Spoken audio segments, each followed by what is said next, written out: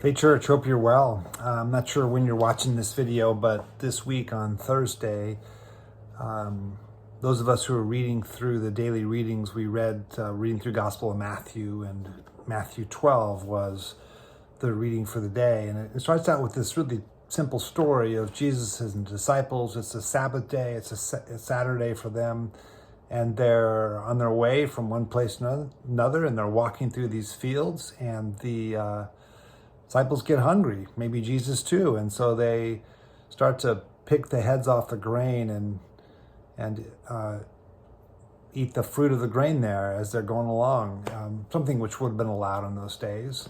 They're not harvesting, but they're just taking a little snack. And some of this ultra serious Pharisees, the Jewish leaders, see this and they confront Jesus because, of course, Sabbath day was a day for no work. And as you probably know, the Pharisees, the Jewish community, had developed this really intricate, extensive list of things you could and could not do on the Sabbath day, and harvesting of any sort was considered work, and so was forbidden on that day. And so they accused Jesus of breaking the Sabbath day, and he gives them some biblical examples, and basically in the end says, you're debating with me about God's law, and I'm the one who wrote God's law. He says, I am the Lord of the Sabbath. Makes me think of just a simple analogy. I remember in college, I was an English major, and we'd be in these literature classes and debating in class some obscure poem or some piece of literature, and everyone had their own idea about what the author actually meant, what his intention was in the poem, for instance, or her intention. And what would it have been like if the author walked into the room and said, this was my intention with the poem, this is what I mean by these images, this symbolism. It'd be foolish of us to then take issue and say, no, that's not what the poem means. It's what the poem means. It's what the author intended it to mean. And there's a lesson here that's instructive for us, that we don't worship the law, God's law. We don't worship the scriptures, the Bible. We don't worship the Sabbath. We worship the one who is the source of all these things.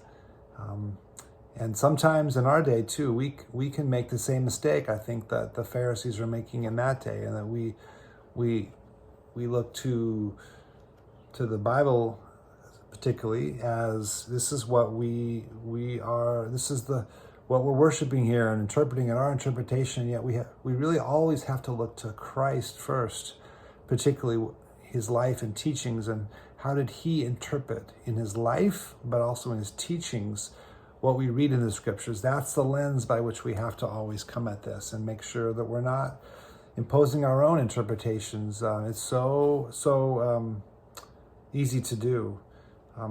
It's a perfect lead-in to what we're going to look at Sunday. Sunday is Palm Sunday, the beginning of Holy Week, and I'm going to preach from John's account of Jesus' entrance into Jerusalem. It's John 12, verses 12 to 19. It's a familiar story, but I always am amazed that God shows me something new. And this is a story really about this conflict between the people's expectations of the Messiah in this case, it was a Sabbath in the other case, the Messiah in this case, and the true intentions of the Messiah, who was Christ, and how those things collide in the story. And again, like the Sabbath story, there's a lot here to learn for us, and some of how we have maybe misguided or even false expectations of the kind of Messiah that Jesus is for not just us, but for the world. Super excited to be with you and to share with you and to begin.